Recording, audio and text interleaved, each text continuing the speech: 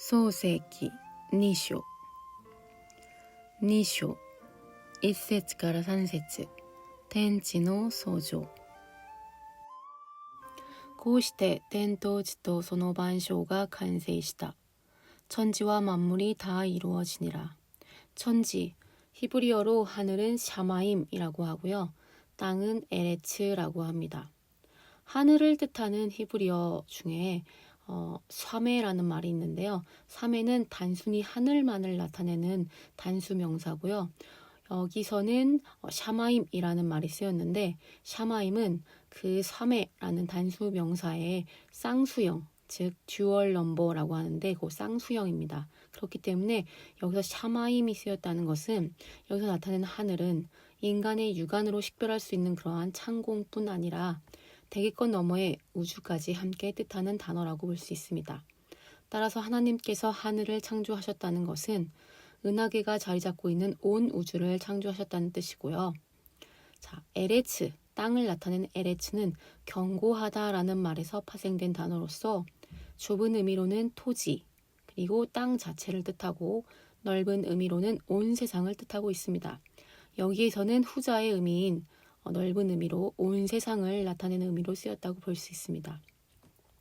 만물, 콜차바라고 하는데요. 기본형 차바는 본래 무리 또는 군대를 뜻하는 말입니다만 여기에서는 하나님이 창조하신 모든 피조물을 가리키고 있습니다. 다 이루니라, 다 이루다를 나타내는 히브리어 칼라, 칼라는 끝나다라는 뜻과 함께 완전케 되다라는 뜻을 가지고 있습니다. 이는 하나님께서 창조 사역을 단순히 중단하신 것이 아니라 당신의 뜻과 계획대로 온전히 성취시키셨다는 것을 의미하고 있습니다. 神は第7日にその作業を終えられた。すなわちそのすべての作業を終わって第7日に休まれた。 하나님이 그가 하시던 일을 일곱째 날에 마치시니 그가 하시던 모든 일을 그치고 일곱째 날에 안식하시니라. 일곱째 날이 이를 때에 마치니 하나님께서 창조 사역을 마치신 날이 제6일이었는지 7일이었는지에 대해서는 이견이 있습니다. 70인역이나 사마리아 사본은 이를 6일째로 번역하고 있는 반면에 대부분의 영역본은 이것을 제7일째로 번역하고 있습니다. 이러한 차이점이 발생하게 된 이유는 마치다라는 의미로 사용된 히브리어 예칼의 시제 및 어법이 불투명한 데서 비롯되었습니다. 우리는 이걸 다음과 같이 해석할 수 있습니다. 하나님께서 천지 만물에 대한 창조 사역을 마치신 날은 제6일째이고 그러나 그분의 창조 사역의 완성은 이를 기념하고 축복하여 안식하신 날인 제7일째에야 온전히 성취된 것으로 이해하여야 합니다. 안식하시니라. 안식은 히브리어로 샤바트라고 합니다. 이를 마친 후에 새로운 활동을 잠시 중단한 채 취하는 휴식을 의미합니다. 이 말은 하나님께서 전혀 아무런 행동도 하시지 않았다는 뜻이 아니라 이후에 하나님께서 더 이상 새로운 피조물을 만들지 않으셨다는 것과 피조된 천지 만물의 운행을 주관하시며 그것들을 보고 기뻐하고 계셨다는 것을 의미합니다. 이러한 하나님의 안식에 근거하여 훗날 이스라엘 민족에게 주어진 것이 바로 안식일 제도입니다. 그리고 구약시대의 이 안식일은 신약시대에 이르러서는 주일로 승화되었습니다. 요한복음 20장 19절. 이날 곧 안식 후 첫날 저녁 때에 제자들이 유대인들을 두려워하여 모인 곳의 문들을 닫았더니 예수께서 오사 가운데 서서 이르시되 너희에게 평강이 있을지어다. 사도행전 20장 7절. 그 주간의 첫날에 우리가 떡을 떼려 하여 모였더니 바울이 이튿날 떠나고자 하여 그들에게 강론할세 말을 밤중까지 계속하매. 고린도전서 16장 2절. 매주 첫날에 너희 각 사람이 수입에 따라 모아두어서 내가 갈 때에 연보를 하지 않게 하라. 이처럼 구약시대의 안식일이 신약시대에 이르러서는 주일로 승화되었습니다. 우리는 예수께서 십자가에 달리시고 사흘 만에 부활하신 날을 기념하여 지금 현재 일요일을 주일로 지키고 있습니다. 神はその第7日を祝福して、これを聖別された。神がこの日にそのすべての創造の技を終わって休まれたからである。 하나님이 그 일곱째 날을 복되게 하사 거룩하게 하셨으니 이는 하나님이 그 창조하시며 만드시던 모든 일을 마치시고 그날에 안식하셨음이니라. 복되게 하다는 히브리어로 바라크라고 하고요. 거룩하게 하다는 히브리어로 카다쉬라고 합니다. 창조는 히브리어로 바라를 사용하고 있습니다. 일곱째 날을 복주사. 이 구절은 장차 인간에게 주어질 안식일 제도가 인간을 위한 복된 것임을 증거해주고 있습니다. 그럼에도 불구하고 인간이 안식일을 지키기 싫어도 지켜야만 하는 그런 강제 규정인 것처럼 이해한다면 그것은 하나님의 참뜻을 깨닫지 못하는 것입니다. 거룩하게 하셨으니 히브리어 카다시, 성결하다고 선언하다, 거룩한 것으로 간주하다라는 뜻입니다. 여기서 우리는 일곱째 날 자체가 거룩했던 것이 아니라 하나님께서 거룩한 날로 간주하셨기 때문에 거룩해졌다는 사실에 유념해야 합니다.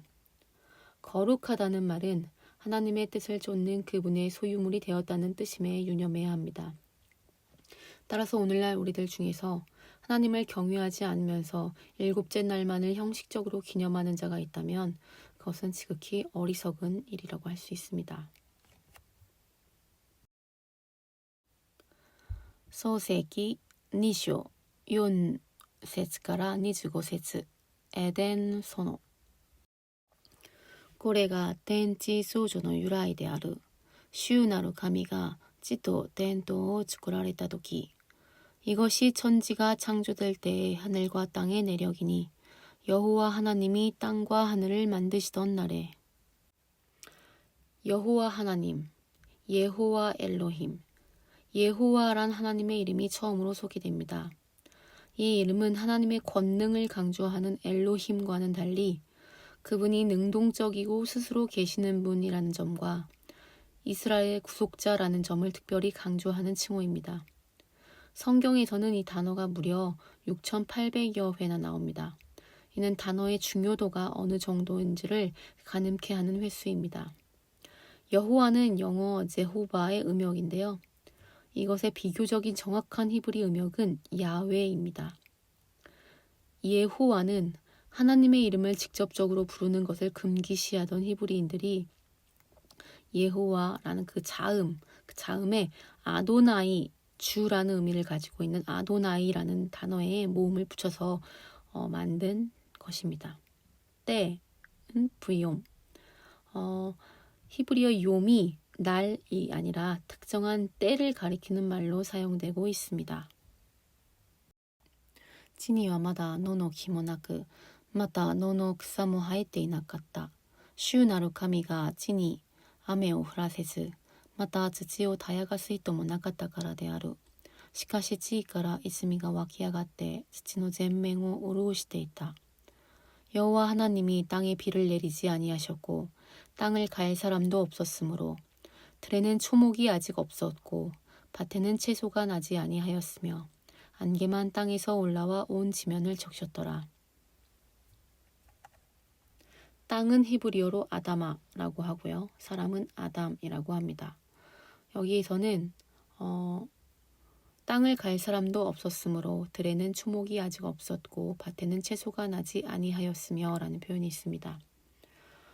이 표현을 보면 우리가 앞에서 했던 천지창조의 내용과는 약간 모순되는 듯한 느낌이 드는데요.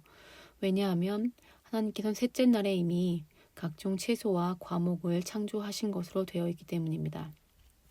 그러나 우리는 이러한 차이점을 이렇게 이해하여야 합니다. 2장 전체의 관점은 창조 사역의 순서적인 전개에 있지 않고 인간을 중심으로 한 창조 과정의 의미를 추적하는 데 있기 때문에 이 구절도 단순히 인간이 이 땅에 존재하기 전에 지구 상태를 묘사한 것으로 이해하시면 되겠습니다. 즉, 당시의 땅은 식물이 살기에 적합한 여건을 갖추지 못하고 있었고 하나님께서 이러한 땅에 각종 생물과 인간이 살 수 있는 여건을 조성하여 주셨습니다. 그리고 나서 하나님께서는 새로운 질서와 명령을 부여하셨는데요. 그것은 곧 인간이 땅을 정복하고 각종 생물을 다스리는 것입니다. 6절의 안개는 히브리어로 에드라고 합니다. 땅에서 증발한 후 비가 되어 다시 땅에 떨어지는 수증기를 의미하고 있고요. 이러한 수증기는 땅에 식물이 생성될 수 있는 여러 조건 중 하나가 되었을 것입니다. 主なる神は土の塵で人を作り、命の息をその花に生き入れられた。そこで人は生きたものとなった。 여호와 하나님이 땅의 흙으로 사람을 지으시고 생기를 그 코에 불어넣으시니 사람이 생명이 되니라. 지으시고는 히브리어로 야차르라고 하고요. 생기는 네샤마하이, 생명은 네페시하이라고 합니다.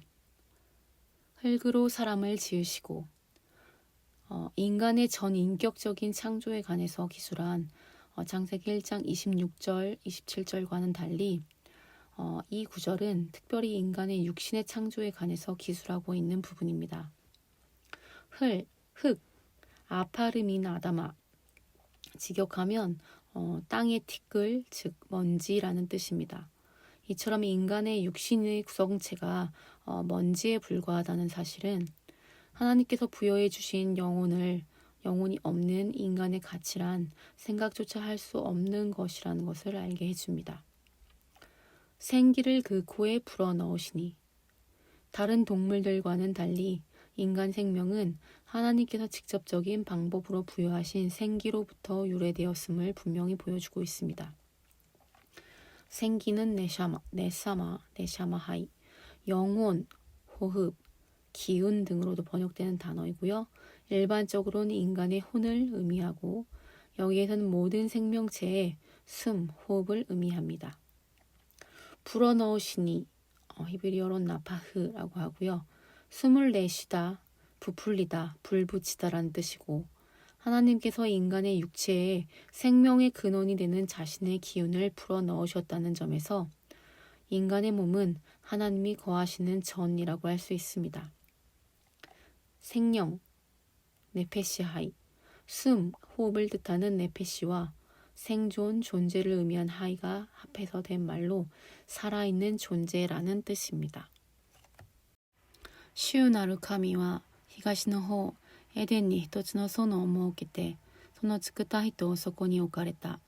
また主なる神は見て美しく食べるに良いすべての木を土から生えさせ、さらに園の中央に命の木と善悪を知る木とを生えさせられた。 여호와 하나님이 동방의 에덴에 동산을 창설하시고 그 지으신 사람을 거기 두시니라. 여호와 하나님이 그 땅에서 보기에 아름답고 먹기에 좋은 나무가 나게 하시니 동산 가운데에는 생명나무와 선악을 알게 하는 나무도 있더라. 에덴 동산은 하나님이 친히 계획하여 만드신 하나님의 동산입니다. 범죄하기 이전에 아담과 하와가 거처했던 복된 처소이며 동산 가운데에는 생명나무와 선악을 알게 하는 나무가 있었고 동산을 적시는 내강, 비손, 기온, 히데겔, 유브라데의 발원지이기도 했습니다.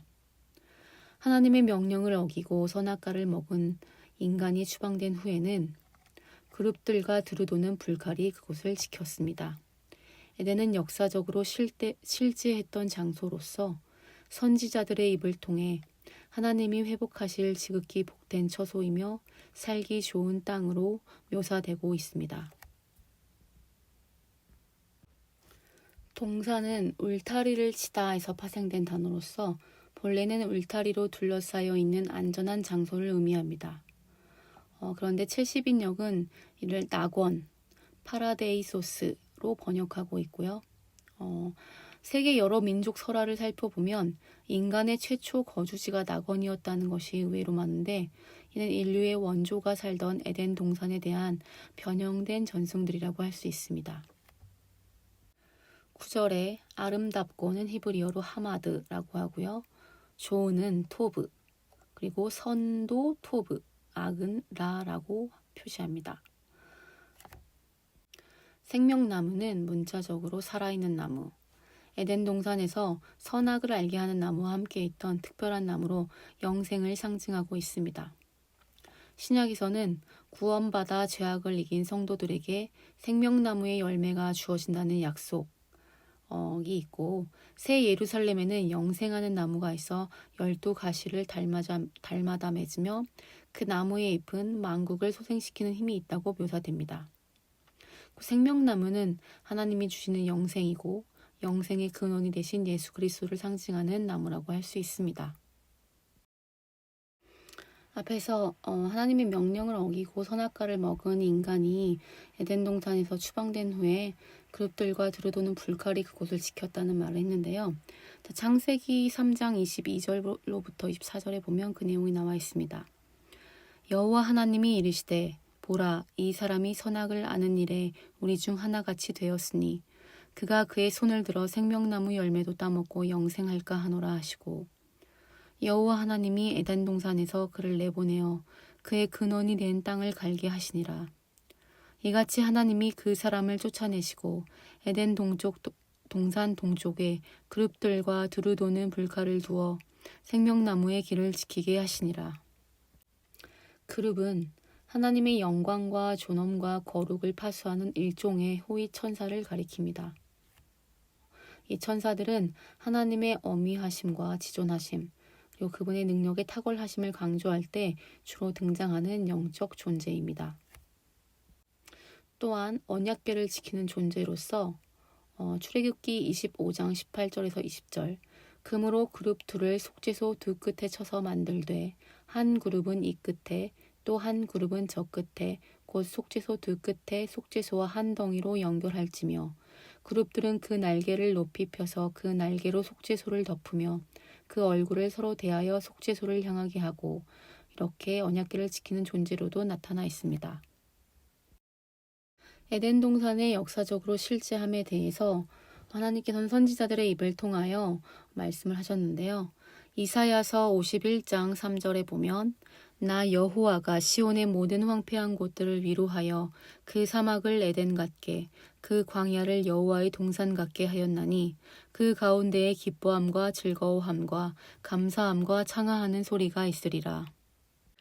또한 살기 좋은 땅으로 에스겔서 36장 35절, 사람이 이르기를 이 땅이 황폐하더니 이제는 에덴 동산 같이 되었고 황량하고 적막하고 무너진 성읍들의 성벽과 주민이 있다 하리니, 이렇게 성경에는 에덴 동산에 대한 기록이 되어 있고요. 마지막으로는 회개한 인간이 돌아갈 최종 목적지인 천국을 상징하고 있습니다. 신약에서는 구원받아 죄악을 이긴 성도들에게 생명나무의 열매가 주어진다는 약속이 있다고 되어 있었는데요.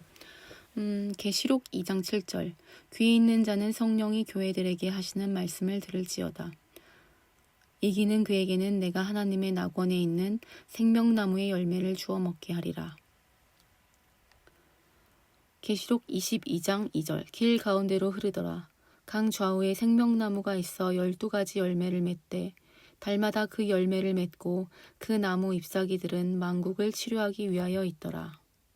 이렇게 신약의 생명나무에 대해서 묘사되어 있습니다. また一つの川がエデンから流れ出て園を潤し、そこから分かれて4つの川となった。その第一の名はピソンといい、金のある扉の全地を巡るもので、その地の金はよく、またそこはブドラクと심함의 노도産した。 강이 에덴에서 흘러나와 동산을 적시고 거기서부터 갈라져 내 근원이 되었으니 첫째의 이름은 비손이라. 금이 있는 하윌라 온 땅을 둘렀으며 그 땅의 금은 순금이요 그곳에는 베들리엄과 호마노도 있으며. 비손, 피숀, 비손은 풍부하게 흐르는 강이라는 뜻을 가지고 있습니다. 하윌라 땅을 흘렀다고 알려져 있습니다. 오늘날 어느 강이었는가에 대한 추측이 수없이 많이 있는데 유프라테스 강의 서안을 따라 흐르는 운하였을 것으로 주장하지만 정확한 위치는 알 수가 없습니다. 금은 자하부라고 합니다. 하윌라라는 말은 구약 성경에 2번 더 나오는데요. 창세기 25장 18절과 사무엘상 15장 7절에 하윌라라는 표현이 나오고 있습니다만 정확히 어느 위치였는지는 알 수가 없습니다. 학자들은 하윌라가 북서 예멘에 있는 지역이라고 주장하는데 에덴 동산에 대한 전문가인 유리스 자린스는 하윌라가 예멘에서 북쪽으로 약 500km 떨어진 사우디아라비아의 메디나의 서남쪽 히자즈 산맥일 것이라고 주장하고 있습니다. 이 지방의 마드 아드 다하브에는 금의 요람이라는 곳이 있기 때문에 성경에 나온 것처럼 금이 있는 하윌라 온 땅이라는 말과 연관되어서 맞는 표현이라고 생각되고 있습니다. 베델리엄, 메돌라흐라고 하고 공동 번역은 느돌라라라는 향료로 번역하고 있습니다. 향료로 쓰인 방향성 수지로 주로 인도 서북지방 및 아프가니스탄에서 생산되고 있습니다. 또한 보석의 일종인 진주로 보기도 합니다. 호마노는 쇼함이라고 하고요. 희귀하다라는 말에서 파생된 단어로서 희미한 녹색을 띤 녹주석을 가리키기도 하고 여러 색을 띤 얼룩마노를 가리키기도 합니다. 공동 번역은 이를 홍옥수로 번역하였습니다. 주로 대제사장의 흉패를 장식하는 데 쓰였습니다. 현대어로는 오닉스라는 표현을 씁니다. 다이 니노 가노 나와 기혼 또이 쿠시노 젠지오 메구르 모노 다이 산노 가와노 나와 히테케르 또이 아시리아노 히가시오 나가레르 모노 다이 연노 가와노 나와 유프라테 데아르. 둘째 강의 이름은 기혼이라 구스 온 땅을 둘렀고 셋째 강의 이름은 히데겔이라 아스루 동쪽으로 흘렀으며 넷째 강은 유브라데더라. 구스는 쿠시, 검다라는 뜻입니다. 노아의 아들 함의 장자, 니므롯의 아버지, 혹은 그의 자손들이 거주하는 나라로 알려져 있습니다. 창세기 10장 7절에 나와 있습니다. 아프리카 북동쪽 애굽 아래 위치한 고대의 누비안 왕국을 가리키는데 오늘날 아비시니아 고원 일대 에티오피아를 뜻하고 있습니다. 기혼강은 에덴 동산에서 발원한 강으로 기혼은 분출하다, 솟아나다라는 뜻을 가지고 있습니다. 에덴 동산이 티그리스강과 유프라테스강 사이의 골짜기라면 기혼은 그 지역을 흐르던 작은 강으로 추측되고 있습니다. 히데켈은 큰 강이란 뜻입니다. 메소포타미아의 주요한 두 강 중 하나인 티그리스강의 히브리어 명칭이고 티그리스는 페르시아어의 헬라어 음역입니다. 아르메니아의 타우루스 산맥에서 발원하여 남동쪽으로 메소포타미아 평원을 지나 흘러가다가 유브라데 강과 합류하는 총 길이 1850km의 긴 강입니다. 아수르의 주신이고 전쟁을 주관하는 신 아슈르에서 유래한 말로 비옥한 초승달 지역의 북동쪽, 곧 티그리스강 상류, 오늘날의 이라크 지역을 무대로 BC 3000년경에 형성된 도시국가를 말합니다. 유브라데는 흐르다, 커다란 강이라는 뜻을 가지고 있습니다. 헬라어 명칭인 유프라테스는 어원이 불명이고 티그리스와 함께 메소포타미아 문명의 근원이 되는 강으로 아르메니아에 있는 아라랏 산지에서 발원하여 페르시아만으로 흘러드는 약 2850km의 서아시아에서 가장 큰 강입니다. 자, 오늘의 일본어 한마디를 배워볼까요? 2장 8절에 있는 슈나루 카미와 히가시노호 에덴니 히토츠노 소노 모케테 소노 츠쿠타 히토 소코니 오카레타라는 문장을 보겠습니다. 자, 슈나루라는 말은 주인이 대신, 주인 대신은 이런 의미고요. 카미, 여기서는 하나님을 뜻하고 있겠죠. 주인 대신은 하나님은 지금 동그라미 친 부분은 조사입니다. 와는 우리가 앞에서 배웠지만 은눈을 나타내는 주격 조사입니다. 그래서 주인이 대신은 하나님은 히가시, 동이라는 뜻이고요. 동쪽 그 에덴의 히토츠노 소노 하나, 히토츠는 하나란 뜻이고요. 하나의 소노 정원입니다. 동산 또는 정원을 나타내는 말입니다. 하나의 동산을 모호케테라고 써 있는데요. 모호케루라는 동사는 설계하다, 만들다, 설치하다 이런 의미를 갖고 있습니다. 그리고 뒤에 때가 붙어서 뭐뭐하고라는 의미를 나타내고 있어요. 그래서 창설하시고라고 해석해 주시면 되겠고요. 소노 츠쿠타 히토. 자, 소노 하면 그란 뜻이고 츠쿠타. 쓰꾸루 만들다의 과거형이고 뒤에 있는 사람을 수식하고 있습니다. 그래서 소노 츠쿠타히토 그 만든 사람을 소코니 거기에 오카레타. 오카레타의 기본형은 오쿠입니다. 오쿠는 두다라는 동사고요. 그것을 오카레루라고 바꾸면 존경 표현이 돼요. 그 존경 표현을 바꾼 것을 마지막에 따를 붙여서 과거형을 만들었습니다. 그래서 오카레타. 그러면 두셨다. 라고 표현하시면 되겠죠. 그래서 직역하면 주인이 되시는 하나님은 동쪽 에덴에 하나의 동산을 만드시고 그 만든 사람을 거기에 두셨다라고 해석이 됩니다. 성경에서는 여호와 하나님이 동방의 에덴에 동산을 창설하시고 그 지으신 사람을 거기 두시니라라고 해석되었죠. 거의 비슷하게 해석을 할 수 있습니다. 자, 오늘 배운 한마디는 2장 8절의 내용입니다. 충분히 이해하실 수 있을 거라고 생각되고요.